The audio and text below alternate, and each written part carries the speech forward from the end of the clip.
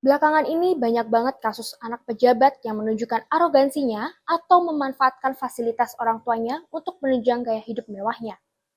Kalian masih ingat pada kasus Sonia Depari di tahun 2016 silam yang pernah membentak Polwan karena tidak terima ditilang dan mengaku sebagai anak jenderal.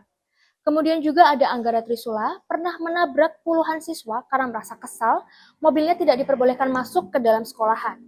Nah, kasus terbaru nih, ada salah satu anak pejabat Kementerian Keuangan Kemenku RI menganiaya pelajar hingga koma dan kedapatan memamerkan gaya hidup mewahnya, seperti mengendarai mobil Jeep Rubicon seharga lebih dari 1,45 miliar.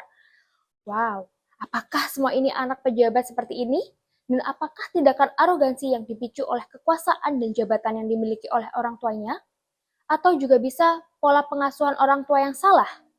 Gimana nih guys pendapat kalian? Yuk diskusi di kolom komentar ya.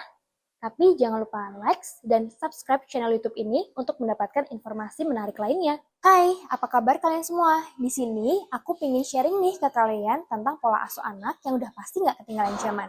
Karena zaman terus berkembang, jadi sebagai orang tua juga harus mengikuti perubahan itu. Nah, video ini aku bakal ngasih tahu ke kalian bagaimana tips and trick pola asuh anak yang nggak buat anak jadi salah dalam perkembangannya.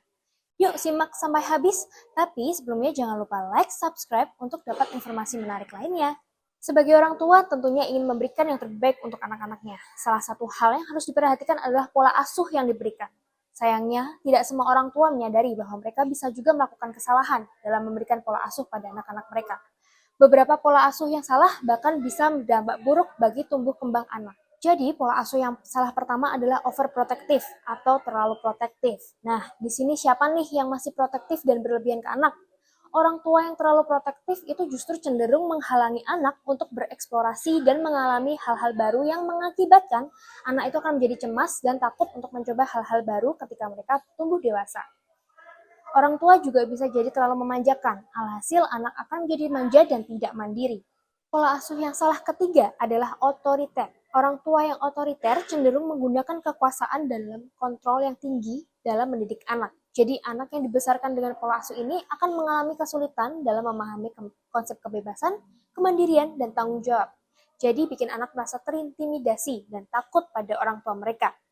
Lalu ada pola asuh yang keempat adalah permisif atau mengizinkan sesuatu. Jadi segalanya serba bebas, nggak ada batasan sama sekali. Akibatnya apa? Ya anak merasa jadi tidak disiplin dan tidak bisa mengendalikan perilakunya. Selain itu juga bisa membuat anak itu mengalami kesulitan dalam mengambil keputusan dan tanggung jawab atas tindakan mereka.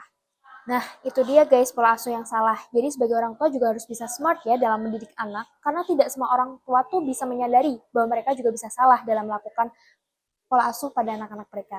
Oleh karena itu, sebagai orang tua penting untuk terus belajar dan memperbaiki pola asuh yang salah.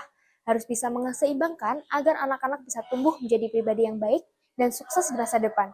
Yuk, jadi orang tua yang bijak dan memberikan pola asuh yang tepat pada anak-anak kita.